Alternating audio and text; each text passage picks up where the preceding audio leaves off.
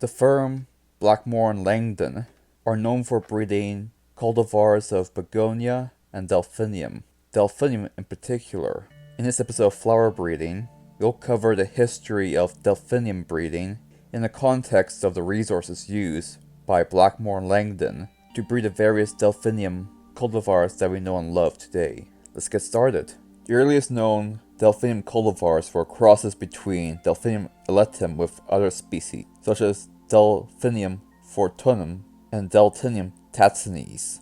This began in the 1840s. As the 1800s drew to a close, a fourth species was introduced called Delphinium grandiflorum. Victor Lamont, which we'll cover in another episode, introduced his own version of the hybrid delphinium called Delphinium auretum. These were the first semi-double flowered cultivars. A double flower has double the amount of petals, more or less, of the single form, which is the most common form. The majority of modern cultivars are derived from this variety of delphinium, as well as different variants of Delphinium elatum. Other types form spikes, which are called belladonna-forms. Until 1933, the Lamont family introduced many different delphinium hybrids, one of which was called Delphinium sacharude, which was exhibited by Blackmore and Langdon. In England, James Kelway also began breeding delphiniums alongside other plants.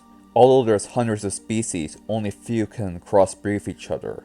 But the Kelways and the Lamonts continued to crossbreed different varieties together. And these varieties became the foundation stock for Blackmore's and Langdon's delphinium cultivars.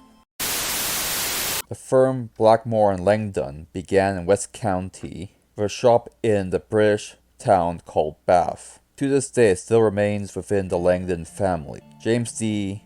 Blackmore opened his own nursery in 1900. He was later joined by the former gardener of the Reverend E. Lascelles in Newton St. Lo. This nursery was based around collecting different varieties of delphinium for propagation and resale. Various collectors had collected various forms of the Kelway cultivars, which he sold en masse. During this time, Mr. Langdon also began breeding with these Kelway varieties. One of the cultivars he bred was called Delphinium Reverend de Lascelles, which obtained an award in the Royal Horticultural Society due to its really nice purple-violet color and white eye, which was unusually large for the species. The flowers themselves were slightly shorter than most other delphinium cultivars of that time, but remained very popular nonetheless. Most of these varieties, bred up until the 1960s, were bred from the Lamont and Kelway cultivars. In 1960, however, the firm decided they wanted to breed a red-flowered delphinium, so they began crossbreeding with Delphinium cardinal.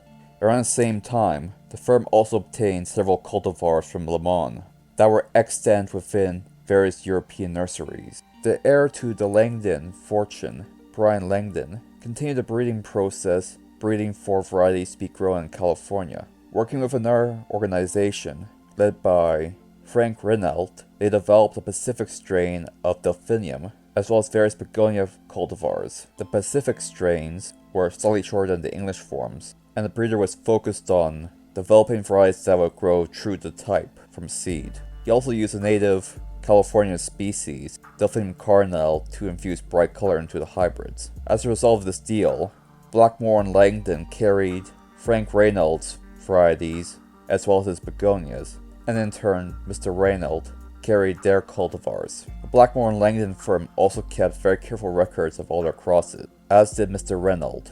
This was unlike the Kelway and Lamont families, as well as Luther Burbank, whose records were spotty and unreproducible.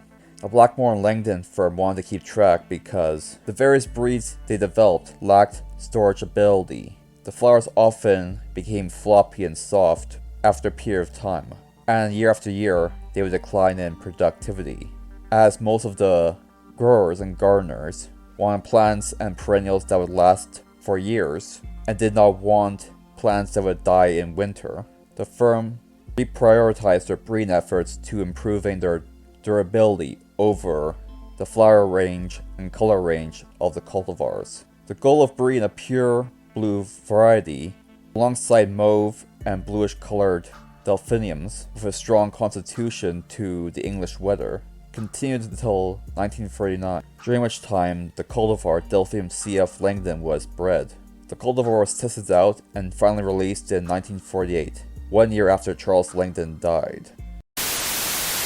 After World War II, fewer people could afford growing tall delphiniums and needed staking and a lot of coddling. As a result, breeding efforts towards shorter and more durable plants became prominent. In 1952, the Blackmore and Langdon firm found a sport of CF Langdon that had some good dark coloration, but only stood 3.5 feet tall.